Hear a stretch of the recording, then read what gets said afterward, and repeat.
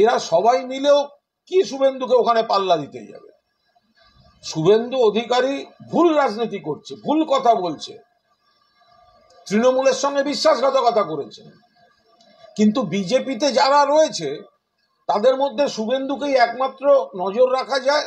শুভেন্দুকে চারটি খারাপ কথা বললে চারটি খারাপ কথার জবাব দেওয়া যায়, বাকিদের তো কেউ নম্বরও দিই না। তৃণমূলের বিরুদ্ধে লড়াইয়ের মুখ হচ্ছে শুভেন্দু অধিকারী।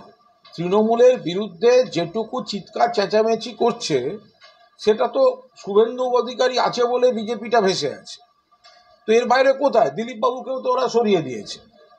তো সুতরাং এই যে সুকান্ত বাবুদের এত লাফালাফি, ক্ষমতা থাকলে শুভেন্দুর বিরুদ্ধে ব্যবস্থা নিয়ে দেখাক, মুখে কথা বলছে কেন? শুভেন্দু অধিকারী আমাদের শত্রু, আমাদের নেত্রী, আমাদের নেতাকে কুৎসিত ভাষায় আক্রমণ করে। ও যে ভাষায় কথা বলে আমরা সে ভাষায় ওকে উত্তর দিই, আমি সে ভাষায় ওকে উত্তর দিই। কিন্তু ও বলে দেয়া যায় ও বিরোধ, আমি আবার বলছি ও রাজনীতি ভুল, ও হারবে, কিন্তু ও সারা পশ্চিমবঙ্গে অন্তত ঘোরার চেষ্টা করে।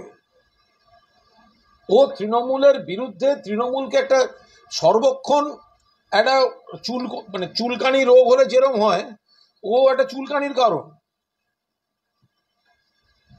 সব সময় একটা অসংলগ্ন কথা বলা, ভুল কথা বলা, ইরিটেট করা, কিছু না কিছু। বিজেপিটা ছিল কোথায়? বিজেপিটা যেটুকু দিলীপ বাবুদের সময় আর তারপরে শুভেন্দু অধিকারী, এখন সুকান্ত বা ওর যেসব দলবল অফিস কাছারি চালায়, ওগুলো নেতা হিসেবে সুকান্ত শুভেন্দু জুতো পালিশ করার যোগ্য নেই। তো কি হবে ওদের?